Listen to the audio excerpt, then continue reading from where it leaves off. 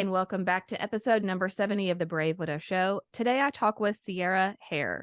Sierra is an author, an illustrator, and a mother of 3, and her children were young when her spouse passed. And we have a great conversation about radical acceptance of grief and of a new way of living. And we talk about her journey into creating the new version of herself and rediscovering who she's going to be in this next chapter of her life. I think you'll really enjoy her story. Now, Sierra is riding in a car. So if you're watching on YouTube, you're going to see her sitting in a car as we're talking, and the beautiful Nevada sky through her window and in the background. I enjoyed that. She's not driving, so no need to be concerned for her safety. Just want to make that disclaimer.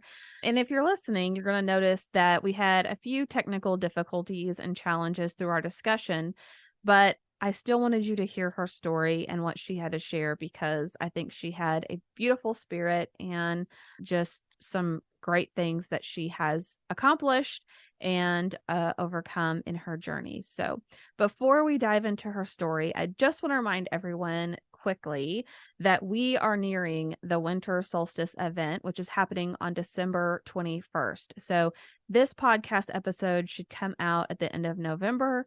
You still have time to sign up to hear about this event and other events. And the best way that you can stay up to date on the events that are happening is by going to bravewidow.com/free, FREE. And guess what you're going to find there? Free stuff, lots of free stuff, and emails and updates on more free stuff. So come check it out. If you're not on the list, you're going to miss out on things like our winter solstice event. We have it in the evenings, so you can get a babysitter, you can be done with work for the day, you can sit in your pajamas with a cozy blanket on the couch, like whatever makes you feel cozy and comfortable. And this event, it's free and it's all about you. We're going to have a panel of widows that are going to answer some of the tough questions, the frequent questions that you have, and they're going to talk about a variety of topics. So you get to hear answers on these from widows just like you. We also have some activities we do. We share stories, we laugh, we cry, we give away stuff for free. Like, it's just a really great experience. It's our second time to host this annually. And it's honestly, for a live event perspective, it's my favorite one that we host each year. And I look forward to doing it for many, many years to come. So come be part of that. And again, the best way to sign up for that and to hear about where you can sign up for it is by going to bravewidow.com/free. We have all kinds of live events that happen throughout the year. That's the best way to hear about it. All right, so let's dive into Sierra's story. Hey, everybody, and welcome back to another episode of the Brave Widow Show. Today, I have a special guest, Sierra Hayre, with me, and she's going to share her story and some insights and tips that she has for other widows that are out there. So, Sierra, welcome to the show, and thank you so much for being willing to come on today. Yeah, thank you so much for the opportunity to do so. Absolutely. Well, Sierra, for our audience, if you don't mind, if you would share a little bit about your background and some about you, then we can dive into your story just wherever you'd like to start. Okay, so a little bit about my background. I attended Bible college, and I did that I was a minister for a little bit, and then went on sabbatical after my husband passed. Now I write devotionals and children's books and other things, and I'm a published author and illustrator. So that's what I do now.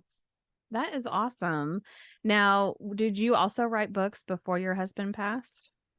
Yeah, so my first published writing was when I was 16, and it was a poem, and it was combined with other writers and poetry.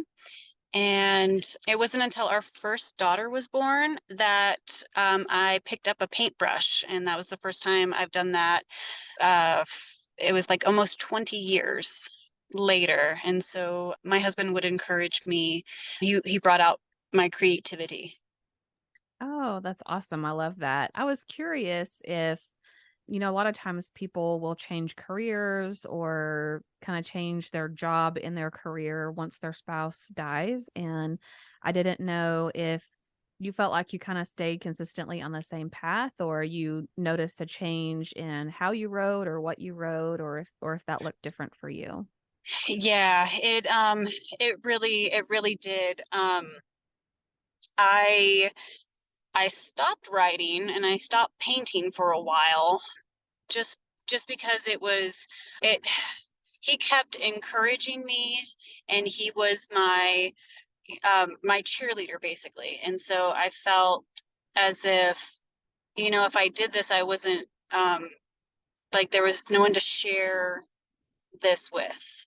So I stopped for a while. I haven't painted as much since he's passed, but I would say I probably have painted maybe 2 canvases a year since then, and usually it's like 15 to 20 it would be a year, easily.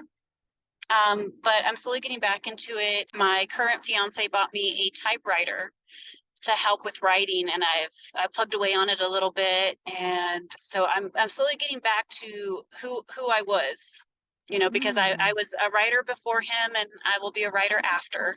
It's just more in depth now, really. It's like the words they hold much more now. right.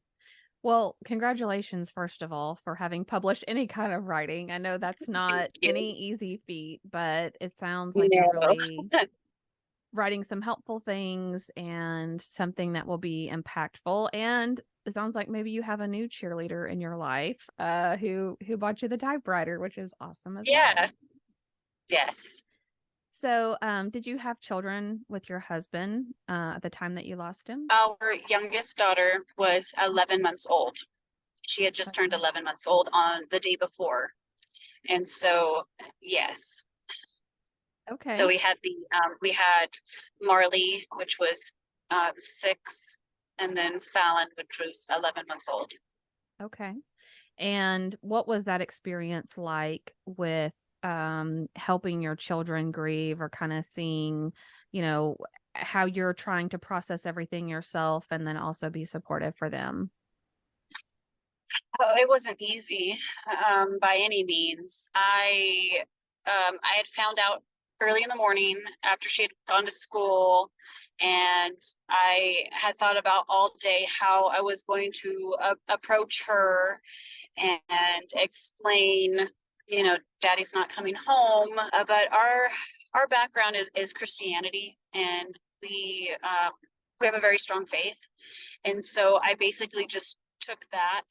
And when I went to my oldest daughter, I let her know that he's no longer here, but he's with Jesus and he's in heaven, and we will see him again one day.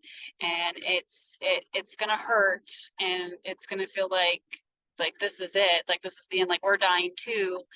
But um, we have to have that faith that he's in a better place, even though we want him here. Yeah.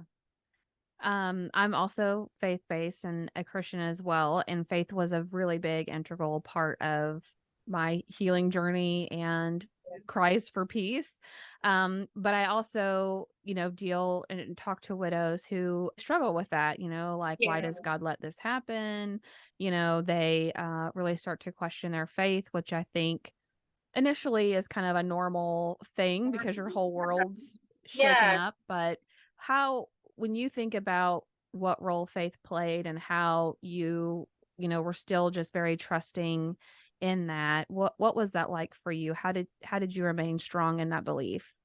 So I think what helped me is that, so my father was an elder in a church and that we would attend, and he passed away in 2004. And at first I blamed God. I stepped away from the church after that, because I'm like, why would you do that? Like, why would you take my dad? Why would you, how could God do that? How could God do that to me? And I had the wrong theology. I didn't see it. I was seeing it from a very hurt heart, and I wasn't seeing it from like the heart of God. And so this time around, with my husband being taken tragically, I pushed into Jesus, because he's got to have something phenomenal planned. Like, he's got something better, even though I don't want to hear that right now, but there is something going to come out of this. The kingdom of heaven is going to be full of grace, as horrible and tragic as this was. So I had to believe that this wasn't done to be done. Like, this was done for a reason, and I have to believe that God would not do it to hurt me.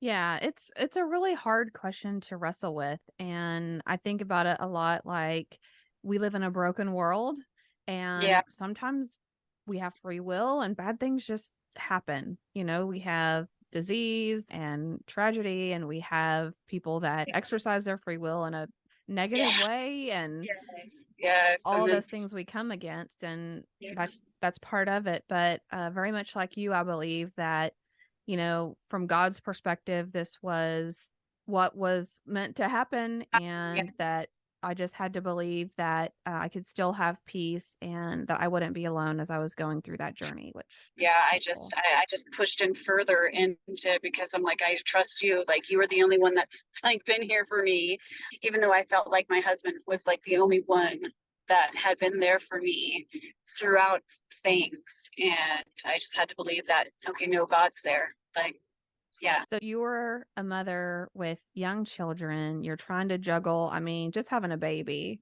There's not a lot of downtime yeah, or free time. And yeah.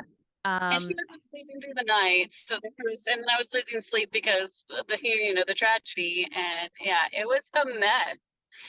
My self-care, there was no self-care. I lost a lot of weight, and I was still nursing. All the I's were dotted and the T's crossed. The kids were safe and fed and functioning, and um, and trying not to become.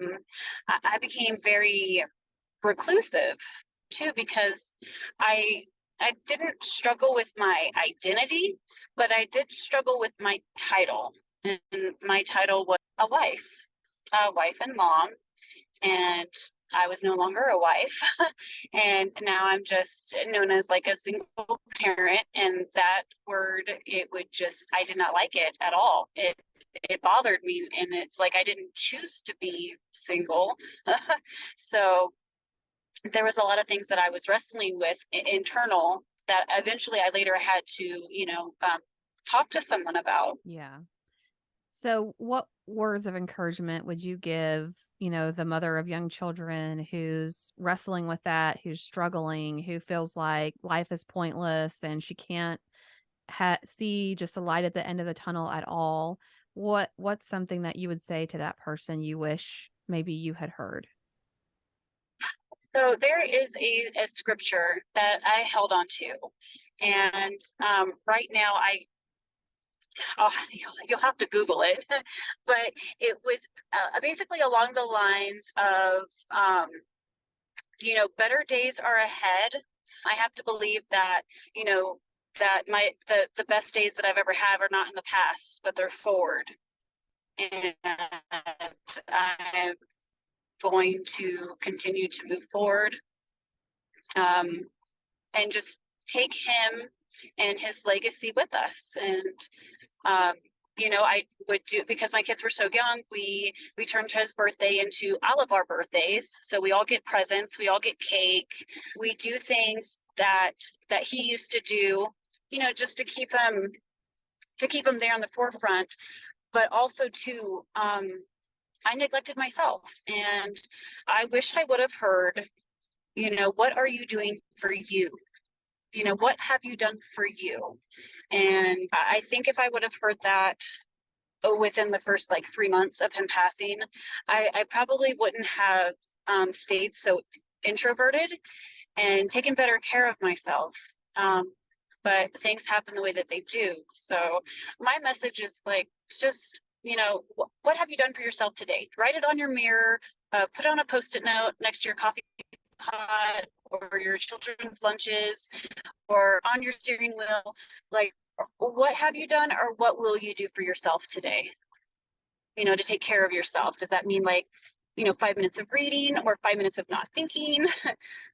Paint your toenails, shave your legs, something that will make Take a you feel like shower. you take a shower. Yeah. um, go buy yourself a new shirt, just something you will do for you because you need that. Yeah. Yeah. I wrote that down. What have you done for yourself today? And I think as mothers, especially, it's very easy to get caught up in taking care of everybody else.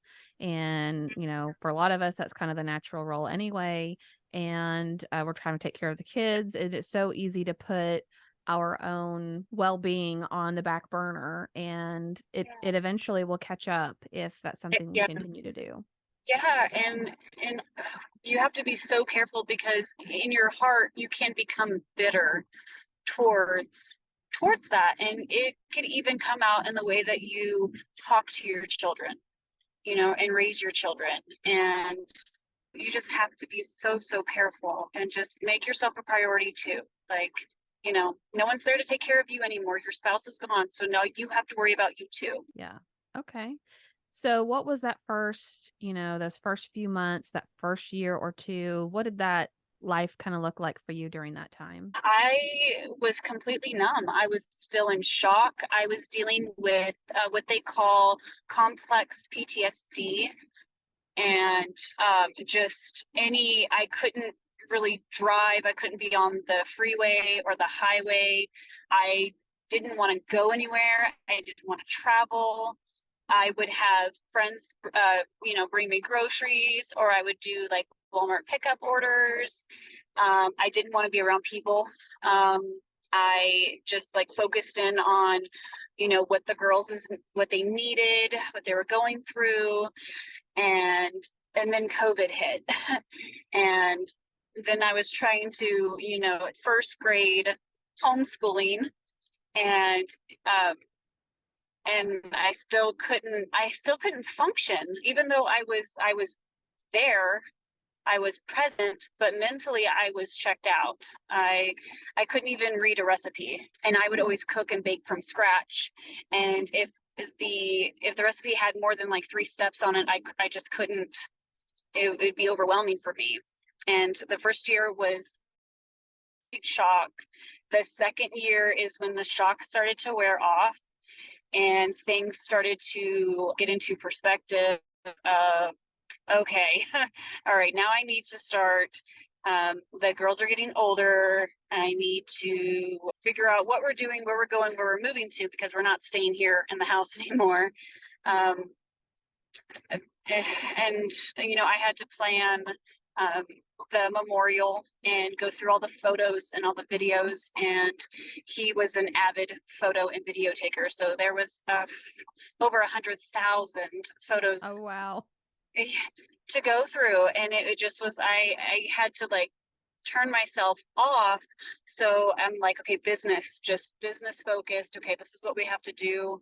And I never really got to mourn, really. And when I did, it would be at nighttime when the girls were asleep and I wouldn't sleep.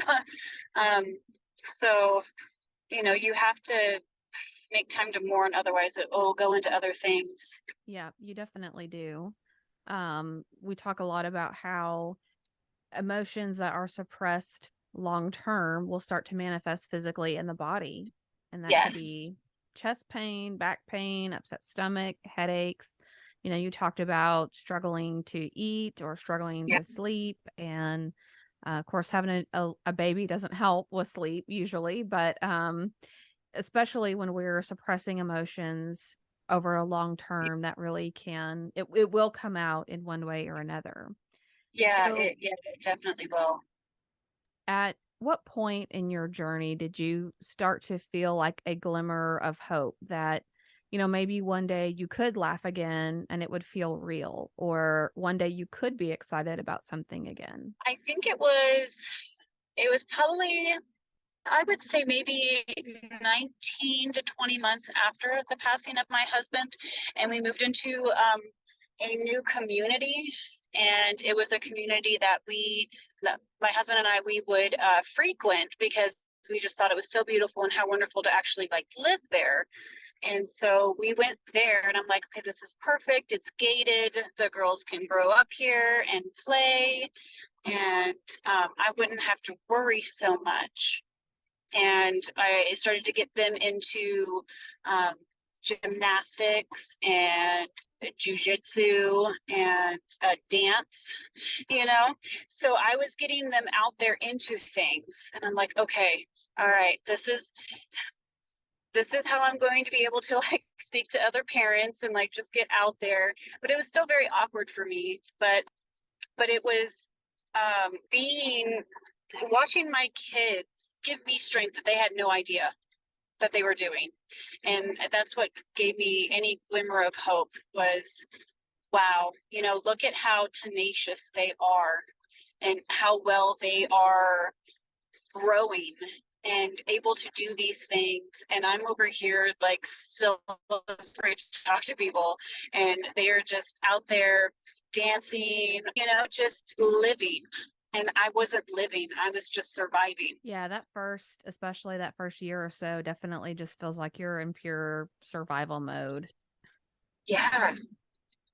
Yeah, I was like that for probably about 2.5 years. It was very difficult. Like it wasn't until I realized that I wasn't taking care of myself, like, wow, I'm still on survival mode. I'm not living at all. I'm not enjoying. Yeah. And that was for me too. And I prayed a lot about that. Like, God, you have to pull my heart out of despair. I can't do this on my own. I want to be able to enjoy life again. And I don't know how it's possible, but I think it is. Other Yeah. people have done it. And so, it was just this weird journey of wanting to be happy again, but knowing that doesn't mean you're just dismissing everything that happened in the Yeah. past, Right. but Yeah. embracing it. Yeah. So, what would you tell people as they're trying to figure out how they want to rebuild their life or recreate themselves or really figure out now what that future can hold for them? What are some things they should think about, or maybe some things they should try? So one of the things that I actually had to do was it's called radical acceptance. So we all know what radical is and accepting. And so it sounds like an oxymoron, but I had to accept that I was not going to be the person I was when I was married. I am a new person now. I have to accept that. I'm not going to possibly enjoy the things that I used to or like doing the things that I used to. But who's this new person? So I had to find out who she was without my spouse. And so I had to radically accept, okay, I probably won't be, you know, Mrs. Beaver anymore, where I'm wearing the frilly apron and bringing, homemade baked goods into the classroom once a week or whatever. But what is this new person going to do? She's probably still in there, but what are we doing now? How am I going to find her? And just it took me some time, but then again, it also took me a very long time to get as far deep where I was to pull myself out. But yeah, just you gotta, accept that, okay, so you're not where you want to be, but who are you now? What do you like to do? What still makes you happy? And that's where, like, I've always loved the forest and mountain. And so as radical as it was, we moved to Nevada out of California. And here it's absolutely gorgeous. So there's not much color, but being around a new environment and new opportunities to do things like out here, they have where you can paint the utility boxes, and I'm an art nerd, and so that's right up my alley. There's just little areas that I can go and write and view the whole city, view the lights, get in touch with, try something new, do something different. Yeah. Yeah, I totally agree. I mean, it's kind of a rediscovery and figuring out, what things you enjoy now, because it may be different than what you enjoyed before, especially when you're so integrated with your spouse and you've kind of become this completely new identity, like you said. Yeah. Mm-hmm. So I think that's really great advice. What about any thoughts on dating again or finding a new person or knowing that you're ready? Do you have any thoughts about that? So painting. So I started the last couple paintings that I've done, they have been very emotionally deep, and I painted them because I needed to get the emotions out somehow. And I did that. My daughter's school, they were doing an art auction, and so I offered to volunteer a canvas, and I ended up doing, it was like oh goodness, I think it was like a 3x5, really huge painting to be auctioned off for the school.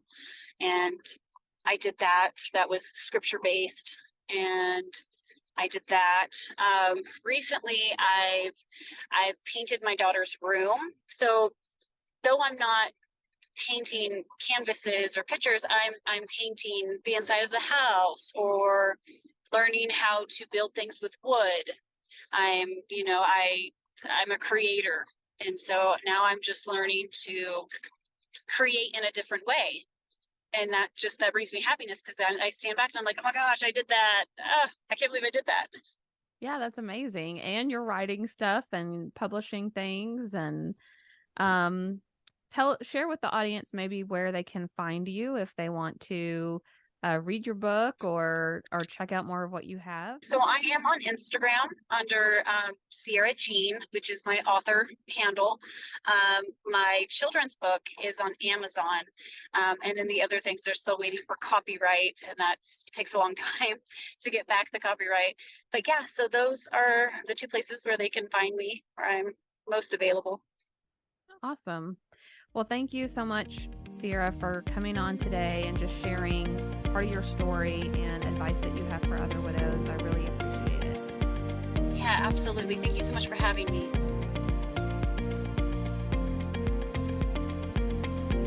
Hey guys, thank you so much for listening to the Brave Widow podcast. I would love to help you take your next step, whether that's healing your heart, finding hope, or achieving your dreams for the future. Do you need a safe space to connect with other like-minded widows? Do you wish you had how-tos for getting through the next steps in your journey, organizing your life, or moving through grief? What about live calls where you get answers to your burning questions? The Brave Widow membership community is just what you need. Inside, you'll find courses to help guide you, a community of other widows to connect with, live coaching and Q&A calls, and small group coaching where you can work on what matters most to you. Learn how to heal your heart, find hope, reclaim joy, and dream again for the future. It is possible. Head on over to bravewidow.com to learn more.